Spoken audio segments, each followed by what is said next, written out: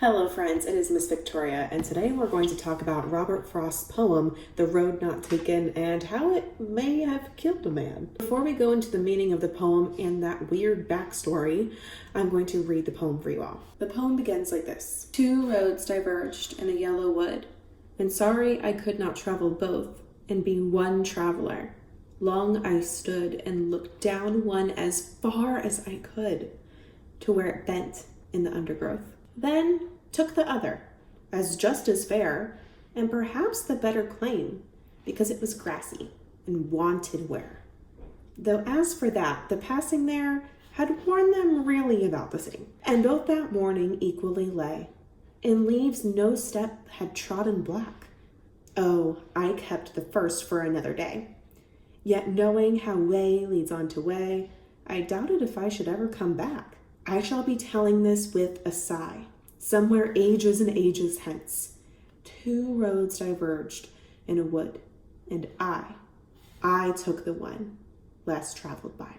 And that has made all the difference. When I read that poem for the first time, I thought that Robert Frost was telling us to go and take the path less traveled, to make a decision that normal people wouldn't make, take a risk, all of that jazz. And then I read a little bit more closely and I did some research, and Robert Frost actually wrote this poem as an inside joke to his friend, Edward Thomas. Frost went on a lot of walks with Edward Thomas. They talked about all kinds of things from war to politics to their wives. They also went on walks to see birds. They wanted to go bird watching and see what they could find in the forest. Edward Thomas always was so indecisive and could never pick which way that they should go. He always said, well, if we go this way, we might see that. And if we go this other way, we might see that. And I don't know which one to pick. And every time they ended up picking one, he would go, oh, well, we should travel that other path tomorrow and see what it looks like. Frost wrote this poem for Edward Thomas. It's about his indecisiveness. So let's read the first stanza and go over this again, and you can see it through Frost's eyes. So the first stanza reads, two roads diverged in a yellow wood, and sorry I could not travel both and be one traveler. Long I stood and looked down one as far as I could to where it bent in the undergrowth. So he's describing the scenery of the New England countryside, which is a theme in all of Robert Frost's poems. He's making fun of Edward Thomas here. Edward Thomas would stand there and look from path to path and try to figure out which one to take, and he could never decide.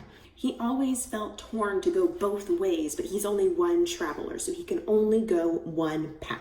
Let's read the second stanza. Then took the other, as just as fair, and perhaps having the better claim, because it was grassy and wanted wear. Though as for that, the passing there had worn them really about the same. Edward Thomas wants to take a unique path, somewhere that no one else has seen before. So he looks down both of the paths and he goes, yeah, this one is grassier. This one has not been worn down as much by travelers passing through. He's trying to justify taking one path over the other, but then at the end of the stanza realizes that they are actually worn just about the same. He's just trying to justify going one way versus the other. You can start to see Edward Thomas's indecisiveness throughout this stanza. Now let's go to the third stanza. And both that morning equally lay, in leaves no step had trodden black. Oh, I kept the first for another day.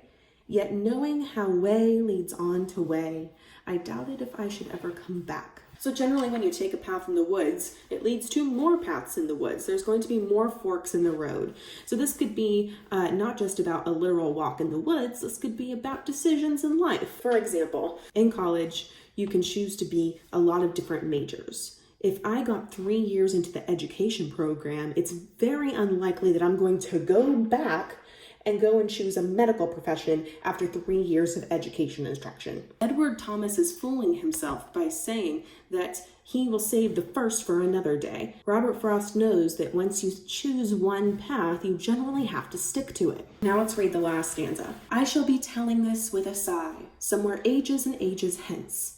Two roads diverged in a yellow wood, and I took the one less traveled by, and that has made all of the difference. Edward Thomas could be trying to avoid regret in this situation. If he says that he took the less traveled path, it could be unique and funky, and he could justify all the decisions that he's made in his life, when really, two different paths could have had great consequences either way. But when Robert Frost sent this poem to Edward Thomas, he misinterpreted it. Edward Thomas thought that Robert Frost was talking about how he needs to take the path that is less traveled, make a choice that isn't expected of him, be a little bit impulsive, and don't always stay safe. So, Edward Thomas decides to apply this poem to his life during World War I. He is 37 with 3 children and a wife. He has a lot to lose, right? His whole family could become destitute if he were to die. Most of the men enlisting to be in the English army were in their late teens, early 20s. They were young men that didn't really have families, didn't have a lot to leave behind. But Edward Thomas decides that he's going to take the path less traveled, or the road less traveled, and he was going to enlist at the army at 37. A short while later, Edward Thomas is shot in the chest and dies. It could be argued that the misinterpretation of Robert Frost's poem killed a man. Isn't that wild? This poem is actually not about how we should go and take the road less traveled. The whole point of the poem was that both paths could have ended up just fine. Instead of taking an unusual path, Edward Thomas could have just sailed back to America to meet up with Robert Frost again, and he would have been fine, unless his ship sank, which I guess then both paths would have been pretty equal. Maybe he could have survived longer if he were fighting in the war compared to if he drowned at sea on his way to America.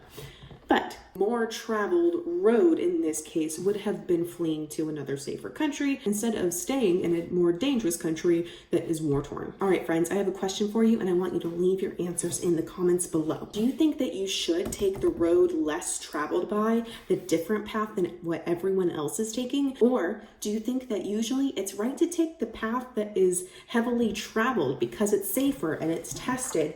Which path, keep hitting this drink.